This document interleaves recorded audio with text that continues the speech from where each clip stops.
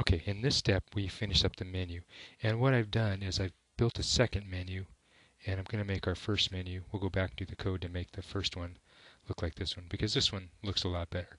So this one, the colors are better, the height is okay, and in IE I'm leaving it on the square corners because this IE rounded corners, the Ajax control just looks horrible, where just the normal rounded corners looks fine in Safari and Firefox and the others, and then IE9 will support this rounded corners.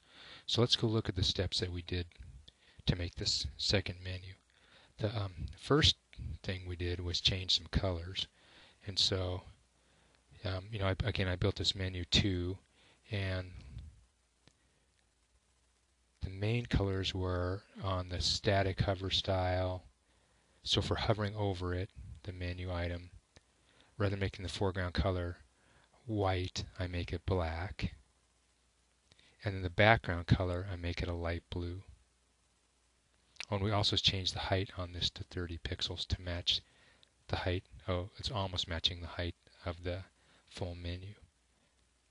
Then the static menu item style, I changed the padding to 18 pixels to get some extra space between the items, and I changed the foreground color to white. So if we look at those two, if we roll over it, this is that color blue, and then otherwise it's white. Then the third thing we changed were the static selected style. On that one, we changed the background. Left the background color to match the other menu background color, but we changed the foreground color to gray. So the item that we're currently on is gray. So right now we're currently on home. Switch to products. See now products is gray. Okay, then the other thing that we did was we removed the Ajax control kit from this. And then another thing that we did, let's see if we can see this on this one, is you notice how the square for this box goes all the way up to the edge where the square for this box doesn't.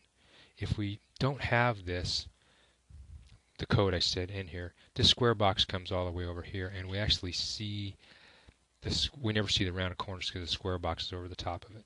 So to take care of that, what I did was, or you know what, let's just change this on the menu and we'll show you what happens. So let's get rid of this Ajax rounded corner extender, and we'll go and make the changes to this menu one, and so you can see them as they happen. So we can get rid of the script manager. Let's clean this up, and we can get rid of the, we'll register the assembly up here. Okay, so let's go make our changes down here to menu 1. I'm just going to copy this code, our static styles. We'll paste them up here. Replace these styles. Okay, so if we save this and then reload, it doesn't really matter on this one with the square menus for IE, but it does matter over here if we reload this page. Well, you see how this, well, I'm sorry, we're not even doing what I want to do here.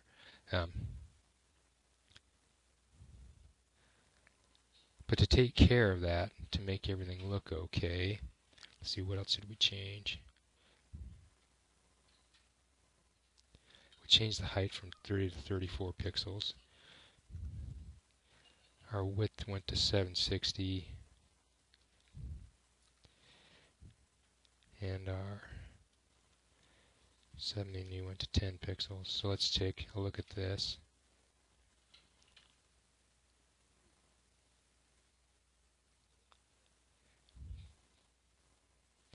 And then let's go look at the CSS just to show you what else we changed. So here's menu 1. Here's menu 2. Oh, to get, I got rid of this padding. And to get down into the different menu boxes, to see on this one where our menu box is only this tall, and I want my menu box to be this tall.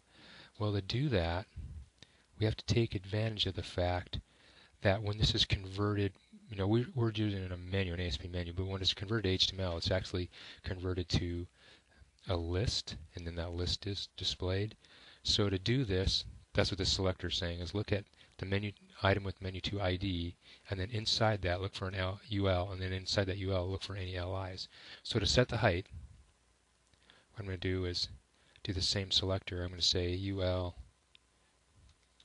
LI, that's my selector, and then I want to set the line height to 30 pixels. So we'll paste that in here, save this, and go back and take a look. Okay, so there, now this one's high, or bigger 30 pixels, matches this one. And the other thing that does for us too is also, you notice it moves it from the top, like on this one, we took it out. Now our text is at the top. It looks like it's vertically aligned to the top. Vertical align's a bad thing to use. It actually doesn't work, but setting the line height moves this guy down. And then let's look at it on this one. Refresh the page. And you notice now, see how we've lost the rounded corners here? Because this square box comes all the way out over the top. If we select one of the other items, our rounded corners come back, but wherever on this left one, we'll get that square box. So what we want to do is just move everybody over a little bit. To do this, though, what we really want to do is only move this first LI. And so we're going to look at another chunk of selection here. So we're saying on the object with ID menu, we'll change this to menu 1. Well, let's look at the list, and then the first child, so the first LI only, set his margin to his left margin 4 pixels. So move him over far enough so that we scooch him over so we can still see our rounded corners. So let's do that, and let's get rid of this second menu now. We don't need this anymore.